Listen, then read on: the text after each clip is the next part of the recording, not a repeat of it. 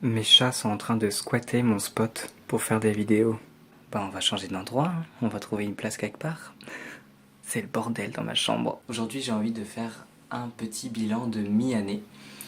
C'est quelque chose que l'on voit très souvent sur beaucoup de chaînes à cette période-là de l'année. En général, les personnes répondent aux questions du Mid-Year Book Tag, Freak Out Book Tag. Mais à chaque fois, moi je suis un peu frustré en regardant et aussi en essayant d'y répondre parce que je trouve que les questions ne sont pas forcément bien. Enfin, en tout cas, moi je les aime pas trop ces questions. Donc, je sais qu'il existe un autre tag, il me semble. Et ben écoutez, moi je vais répondre à mes propres questions et j'espère que ça vous ira, vous aussi, et que cette vidéo sera tout de même plaisante. On va rester dans le basique et dans le simple. Et donc j'ai imaginé 12 questions. Tout d'abord, eh bien, le nombre de livres que j'ai lus jusqu'à maintenant. Eh bien, selon mon profil livre addict, jusqu'à maintenant, j'ai lu 45 livres, dont 25 mangas. C'est beaucoup moins que l'année dernière. Comme je vous disais, cette année a été une année très bizarre pour moi. Au départ d'ailleurs, c'était un peu... je me disais mais non, je vais pas faire ce tag moi parce que j'ai pas beaucoup lu. Et finalement, eh bien, c'est aussi bien de dire que l'on lit pas beaucoup, que ça arrive, qu'il y a des moments comme ça. Et on continue à vivre malgré tout, hein. Question 2, ma meilleure lecture. La question la plus intéressante, je trouve, de ce tag. Eh bien, c'est un livre que j'ai prêté à un ami. Et ce livre, c'est Napalm dans le cœur. Et c'est donc de Paul Gouache aux éditions La Croisée. C'est un livre que j'ai trouvé magnifique, que j'ai trouvé saisissant et surprenant aussi dans sa forme, puisque c'est un livre qui est écrit de manière fragmentaire et qui va mélanger plusieurs temporalités, plusieurs thématiques et plusieurs autres choses. C'est un livre qui vient parler de la guerre. On est au lendemain d'une guerre, enfin, on est vraiment plongé dans cette atmosphère de guerre. Et donc il y a aussi une question liée à ça, liée à la mémoire et au souvenir, liée au langage également, puisqu'on se rend compte que cette guerre est aussi une guerre de langage et qu'il y a une langue qui est interdite. Donc c'est presque une guerre de colonisation finalement, mais ça reste très subtil en fait, c'est jamais vraiment dit. Donc c'est aussi un livre qui vient parler de l'indicible, qui vient parler de ces choses qui sont très difficiles à dire. Et surtout, c'est un livre d'amour, parce que c'est aussi l'histoire de deux garçons qui s'aiment en cette période, l'histoire d'un road trip vers la fin. Et voilà, c'est en fait un roman qui est très riche en ce sens-là, puisqu'on y retrouve beaucoup de choses. Et j'ai trouvé que Paul Gouache écrivait merveilleusement bien sur les souvenirs, sur le temps, sur la mémoire. Et j'ai trouvé que c'était un livre très intéressant en ce sens-là et assez captivant, même dans sa langue, même dans son écriture. Bon, c'est traduit, mais je sais pas, je trouvais qu'il y avait vraiment quelque chose d'intéressant, même dans la forme et même dans le style d'écriture. Voilà, pour le moment, c'est vraiment ma meilleure lecture de cette année, puisque c'est vraiment le livre qui m'a le plus saisi. Troisième question, un livre qui t'a le plus déçu? Eh bien, pour moi, ce sera la peau et la... Ok, déjà j'arrive pas à dire le titre, vu que c'est un titre à rallonge. Concentration. Pour moi, c'est la peau et la membrane élastique qui enveloppe l'ensemble du corps, de Bjørn Rasmussen. C'est un livre qui est traduit du danois par Caroline Berg et c'est aux éditions Bleu et Jaune. C'est un livre qui m'a déçu parce que son sujet m'intéresse. On parle de domination, on parle de dépendance affective et de violence sexuelle. C'est un livre dont le sujet est très dur, qui est vraiment pas pour tout le monde, vraiment pas. Ça nous parle de Björn, qui porte le même nom que l'écrivain. Est-ce que c'est un livre autobiographique? Je pense que c'est plutôt un livre qui joue sur l'autofiction, donc c'est un livre autofictionnel. Björn a 15 ans et il tombe amoureux de son moniteur d'équitation qui est bien plus âgé que lui, qui est un adulte de 20 ans plus âgé que Björn, donc 35 ans. Tous les deux ont des relations sexuelles et Björn, on va suivre sa construction autour de ça. C'est presque une forme de livre d'éducation puisqu'on suit Björn à travers plusieurs pans de la société, tous relégués quand même à un milieu assez sexualisé, puisqu'il va être escort boy et qu'il va aussi pénétrer les mondes de l'escorting, les milieux de la nuit et tout ça. C'est un livre qui vient nous parler du corps et de la construction du corps d'un adolescent, de la construction de son désir, mais vraiment aux proies d'une violence qui reste toujours là, qui est en lui et qui est aussi là à cause de traumatismes d'enfance. Donc c'est un livre qui est dur dans son sujet, et j'ai trouvé que l'auteur avait une manière très froide, trop froide pour moi je pense, très trash, trop crue par moments, de présenter en fait tout ça. Ce qui fait que j'ai jamais réussi à rentrer dans ce livre, vraiment, j'ai toujours eu une grande distance avec ce livre. C'est un livre qui fait réagir, ça c'est sûr, mais cette distance-là ne m'a pas plu. Cette distance-là m'a amené à avoir presque peur du livre que j'étais en train de lire.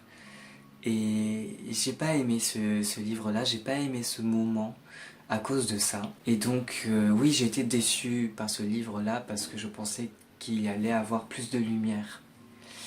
Et la lumière, on ne la voit que à la toute fin, qu'au dernier chapitre, qui est le chapitre le plus émouvant du livre, et je dirais même le plus poétique.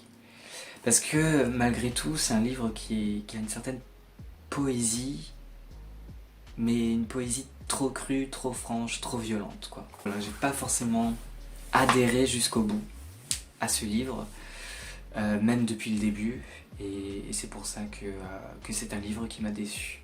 Quatrième question, un livre qui m'a le plus surpris. Eh bien, ce n'est pas un roman, c'est un webtoon, c'est Navilera. Avec ce premier tome, je ne connaissais pas du tout, c'est une bande dessinée, un webtoon qui a été adapté en drama coréen, puisque c'est une bande dessinée coréenne.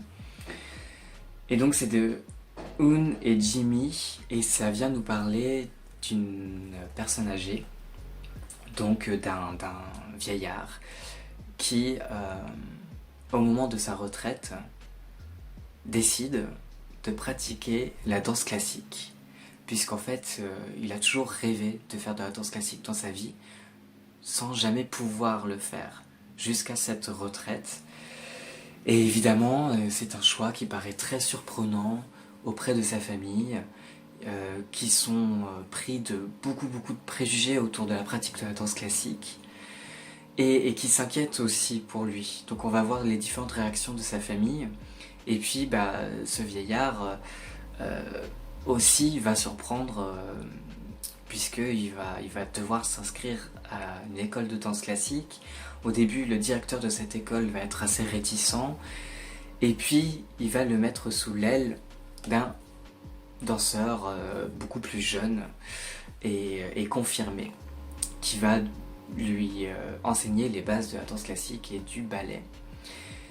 C'est un livre qui est étonnant, qui est surprenant dans sa manière justement d'aborder ce sujet-là et d'aborder la question de la vieillesse en Corée du Sud. Et ça m'a surpris justement aussi cette thématique. J'ai beaucoup aimé à la fois l'histoire, les personnages, surtout les relations entre les deux personnages, hein, évidemment, mais aussi eh bien, les dessins, que j'ai trouvé très frais, très légers. La disposition des cases est assez surprenante aussi, j'ai beaucoup aimé ça, et, et j'ai beaucoup ri, j'ai été ému, j'ai ri, ça m'a donné aussi pas mal d'émotions.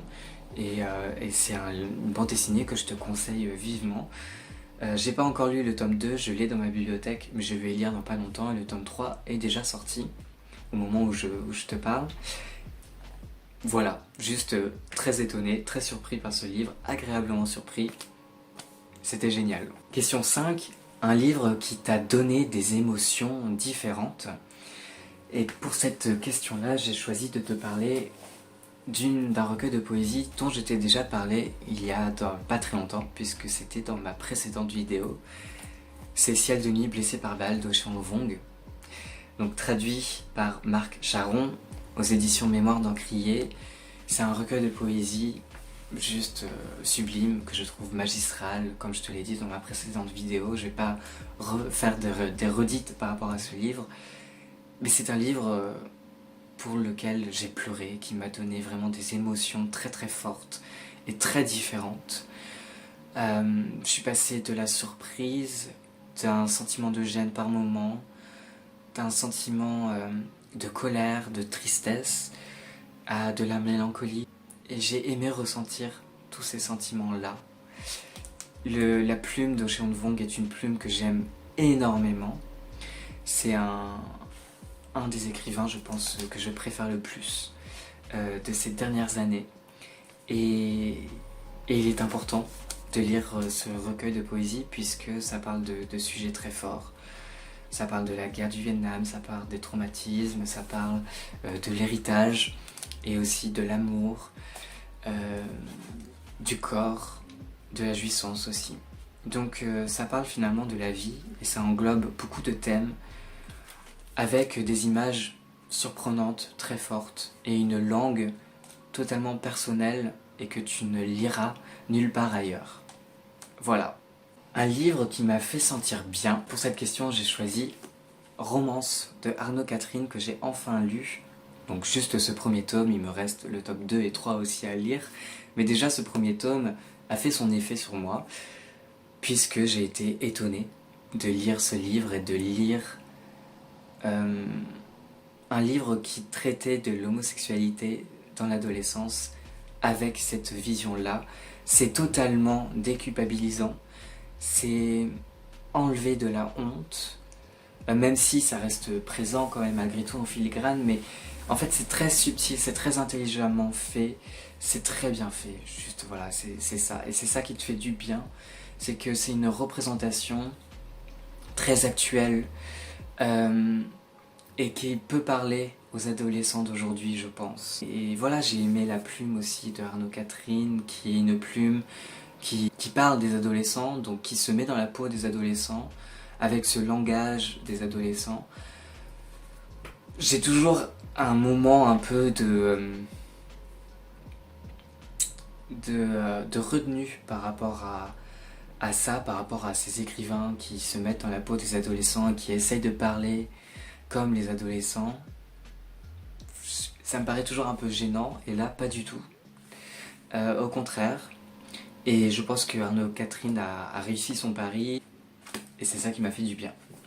Question 7, un livre qui m'a fait pleurer. Eh bien, c'est une bande dessinée, c'est un roman graphique de Quentin Zution. Ça s'appelle La Dame Blanche, c'est aux éditions Le Lombard. Et c'est une bande dessinée qui nous emmène dans la vie de Estelle, à chaque fois j'oublie les noms dans les livres, de Estelle qui travaille à la maison de retraite Les Coquelicots.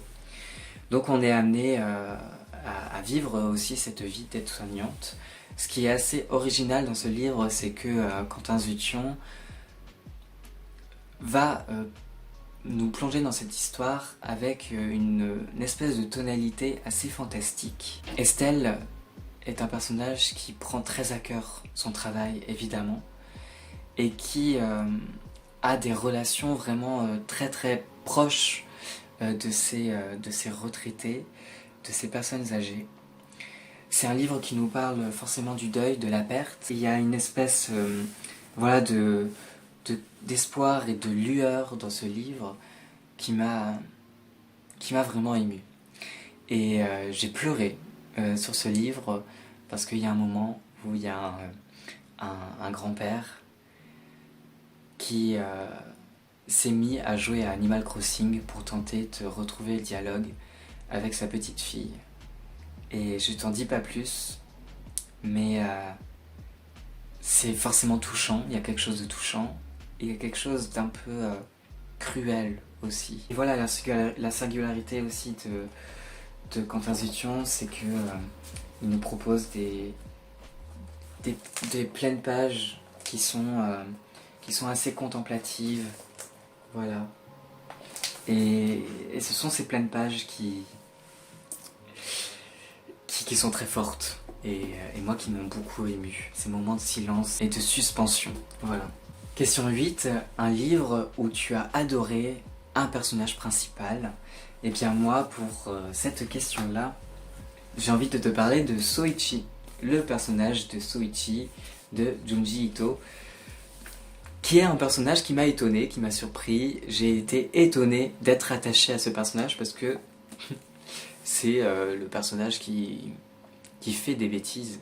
Et le personnage le plus malaisant en fait de cette histoire, c'est de lui que vient l'horreur des différentes histoires courtes de ce recueil de Junji Ito. Donc on est dans de l'horreur absurde. Et justement le personnage de Soichi est un personnage complètement absurde. Et j'ai adoré cet absurde, j'ai adoré le personnage de loser, ce personnage de collégien qui est un renégat de la société et qui donc marmonne dans son coin, qui marmonne des malédictions, qui est vraiment renfrogné, que ça en finit par être un personnage un peu humoristique, un peu parodique. Et j'ai adoré ça, j'ai vraiment beaucoup aimé en fait lire ce livre. J'ai passé un très bon moment, même si c'était très angoissant, même si c'est parfois un peu gore, voilà, ça reste du Junji Ito. Mais justement tout cet absurde m'a conquis du début jusqu'à la fin et j'ai adoré ça. J'ai adoré aussi le look de Soichi, qui n'est pas un look comme les autres, avec ses clous dans la bouche, ses bougies accrochées à son front. Voilà, c'est tout ça, Soichi, c'est un personnage hors norme, hors du commun, et qui te reste en tête, mais pour lequel tu t'attaches forcément, malgré les horreurs qu'il peut faire. Question 9, tu as aimé le style d'écriture de ce livre? Eh bien moi, j'ai aimé le style d'écriture de Violette le Duc dans Ravage. De toute façon, j'adore Violette le Duc et j'adore son style d'écriture, que ça soit dans Ravage ou dans d'autres livres que j'ai pu lire comme Thérèse et Isabelle, que je t'invite vraiment à lire, qui est un très très beau livre et qui est un de mes livres préférés de tous les temps. Et bien justement, Thérèse et Isabelle, c'était à la base un passage de Ravage, mais il a été censuré. Ravage a été censuré, c'est un livre qui a été censuré à sa sortie par ses éditeurs à cause des amours lesbiens, à cause du lesbianisme et voilà. Et à cause de plein d'autres passages aussi, parce que Violette le Duc parle également de son avortement et parle tout simplement de la condition d'une femme au moment, à peu près au milieu du XXe siècle. Et donc j'ai adoré ce style d'écriture de Violette le Duc. C'est un style d'écriture qui est très mélancolique, poétique, qui joue sur les codes du dramatique aussi, parfois un peu exagéré, parfois très discret. Violette le Duc est une femme qui n'a pas confiance en elle et qui donc, dans cette histoire aussi, nous met dans la peau d'une femme qui n'a pas confiance en elle, qui interroge absolument tout ce qui entoure et qui interroge surtout elle-même. Et donc c'est un personnage qui est vraiment un peu perdu dans ce monde, qui erre très très très souvent et qui est en complète recherche d'elle-même, de son identité, de qui elle est. C'est aussi un personnage qui est abandonné par sa mère, et justement on retrouve ça aussi dans le style de Violette le Duc, à travers toutes ces images. Et ce que j'ai beaucoup aimé aussi dans ce style, c'est que c'est un style qui joue sur les genres, que ça soit les genres des différents personnages. On va avoir des personnages masculins qui sont décrits dans leur féminité et des personnages féminins qui sont décrits dans leur masculinité. Les rôles sont inversés ou parfois les rôles sont ambigus, sont diffus et on va avoir une espèce de brume et de brouillard aussi dans la description des personnages et dans le style de Violette le Duc. Et parfois, on va avoir quelque chose de très cru et de très direct.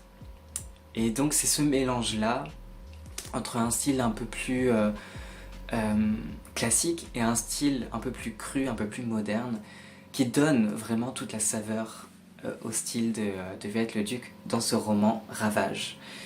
Et c'est pour ça que j'ai adoré aussi ce livre et que je te le conseille, parce que c'est aussi une expérience de lecture.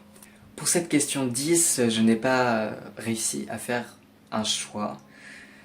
Un livre qui m'a fait réfléchir, eh bien, dans cette question, je peux mettre 2 livres. Je mets la bande dessinée, le manifeste des 343, Histoire d'un combat, de Laffitte, Strag et Dufaux, aux éditions Marabule. Et c'est un livre que j'ai lu pour ma vidéo vlog lecture, ma vidéo sur le sujet de l'avortement, dans laquelle j'ai lu d'autres livres aussi portant sur l'IVG en France. C'est un livre qui m'a fait réfléchir en ce sens-là, parce que c'est aussi un livre historique, un livre éducatif que tout le monde devrait lire également pour comprendre les enjeux de l'époque autour de l'IVG. Et c'est un livre qui m'a appris comment a été fait et a été construit justement ce manifeste des 343, qui est donc un manifeste qui va venir changer la donne pour le débat, enfin autour du débat de l'avortement, de la légalisation de l'avortement en France. Voilà, avant la loi Veil qu'on connaît tous. Et donc en ce sens-là, c'est un livre qui fait réfléchir et qui, dans lequel tu peux apprendre beaucoup de choses en très peu de pages et de manière assez ludique, puisque voilà, ça reste une bande dessinée très accessible. Et j'ai un très court livre, et qui m'a fait réfléchir également, Le jeune homme de Annie Ernaux. Donc c'est aux éditions Gallimard, et voilà, donc c'est vraiment très très court, c'est une nouvelle en fait, dans laquelle Annie Ernaux vient nous parler d'une histoire d'amour qu'elle a vécue avec un jeune homme, avec un étudiant, alors qu'elle était déjà avancée dans l'âge. Elle avait à peu près une 50aine d'années, il me semble, et le jeune homme a une 20aine d'années.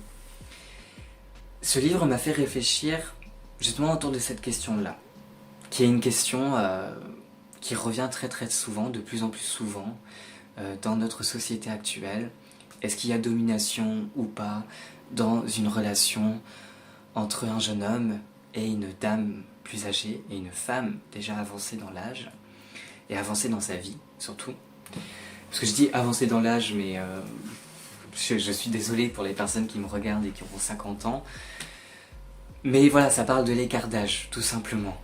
Je veux vexer personne, hein, évidemment. C'est un livre qui m'a fait réfléchir parce que j'ai trouvé qu'Annie Ernaux était très subtile et arrive très bien à parler du temps, du rapport au temps, et à parler de cet amour, et justement de cette question de la domination. Et je trouve qu'en fait, ça va totalement à contrario de ce que j'ai pu lire sur des relations voilà, qui parlent d'écart d'âge. Exemple, le livre que je t'ai présenté en début de cette vidéo, le livre de Björn Rasmussen. Et en fait, sur cette question-là, je n'ai lu que des livres écrits par des hommes. Et je trouve que ça change, justement, quand c'est écrit par une femme. Pourquoi est-ce que ça change? Je trouve que le regard est différent, que le regard est plus sensible, qu'il y a moins cette fétichisation de la jeunesse, et qu'il y a un autre discours aussi sur cette jeunesse, et sur le désir, justement. Je trouve que Annie Ernaux, comme tous ces autres livres que j'ai pu lire, parle très bien du désir en étant toujours dans un contexte sociologique, en étant toujours dans une élaboration d'un discours du désir qui soit aussi un discours qui prenne en compte différents caractères sociaux. Et c'est très intéressant, c'est vraiment passionnant à lire, et ça m'a fait beaucoup réfléchir justement sur ces différents enjeux. Et j'ai envie de te lire un petit passage qui pour moi est un passage absolument essentiel. Page 34. Il m'avait montré des photos de lui enfant, frêle et bouclé, d'adolescent renfrogné sous des cheveux longs. Je n'avais aucune gêne à lui montrer les miennes de petite fille et d'adolescente. Pour l'un et l'autre, c'était loin. Je m'étais davantage forcé pour ressortir des photos de mes 20 à 25 ans, choisissant la plus jolie par vanité, tout en sachant que ce serait justement celle-là qui rendait plus cruelle la comparaison avec mon visage d'aujourd'hui, plus émacié et plus dur. C'était une autre fille qu'il voyait dans la réalité, chercher dans la femme actuelle lui échapperait toujours. Le désir que lui inspirait cette fille au visage sans rides, aux cheveux en longs rideaux bruns, cette fille qui ne verrait jamais, ce désir-là était sans issue. Comme l'avait traduit implicitement sa réaction spontanée, cette photo-là, elle me fait de la tristesse.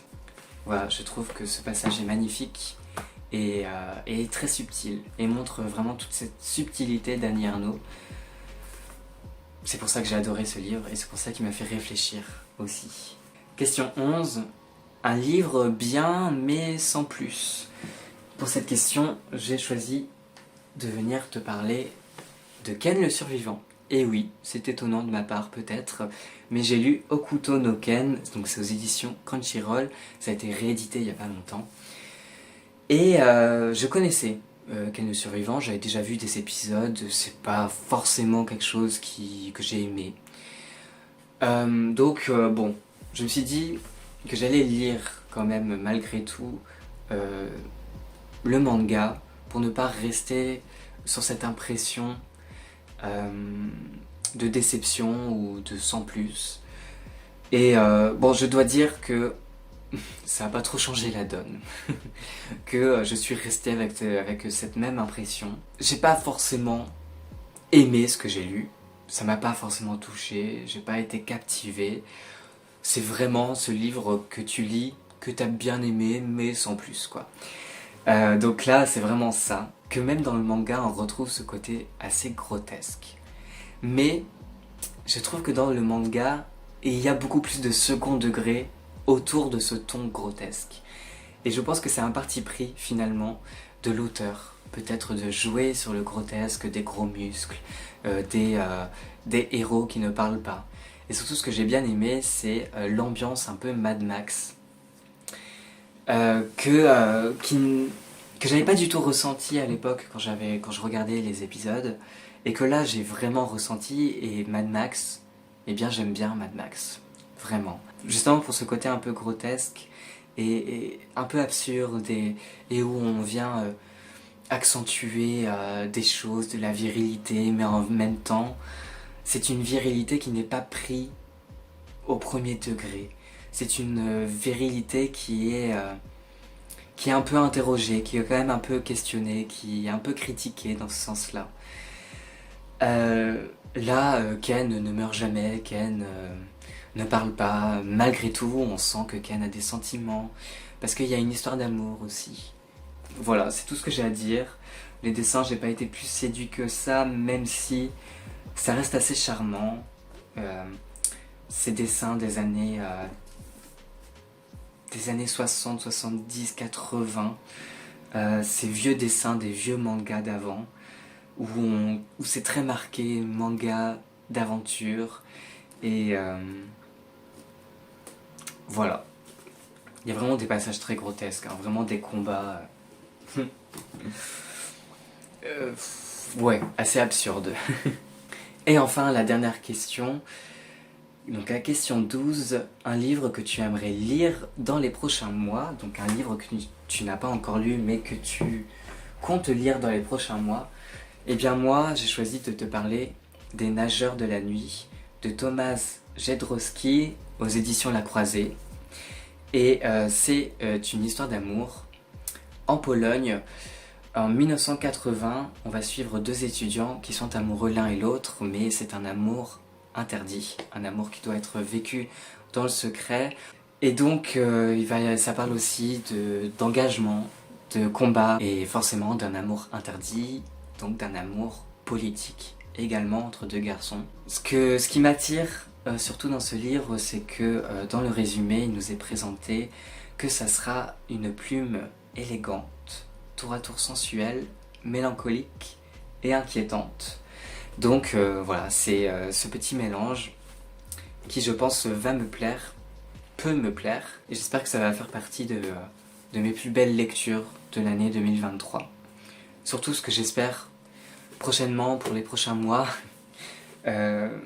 pour la deuxième moitié de cette année 2023, c'est que je vais reprendre un peu plus du poil de la bête, que cette année sera moins bizarre et plus belle, plus riche, plus intéressante, plus pour moi, voilà, moins navrante. Et voilà, j'espère vraiment que le côté positif va advenir dans cette année 2023, parce que pour le moment, tu me parles de l'année 2023, moi je ne veux plus, voilà, je veux passer à autre chose, quoi. Ouais, pas cool comme année 2023, mais déjà ça commence un peu à changer. Toi, ton année, comment elle se passe pour le moment? Dis-moi tout en commentaire, et partage ce tag aussi, n'hésite pas à le repartager, à le faire, à y répondre en commentaire ou en vidéo. Et voilà. J'ai dit tout ce que j'ai voulu dire. Voilà, là je suis pas frustré et j'espère que ça s'est senti dans cette vidéo. Merci de l'avoir regardé jusqu'au bout et prends soin de toi et à la prochaine. Toujours sur ma chaîne. Allez, salut!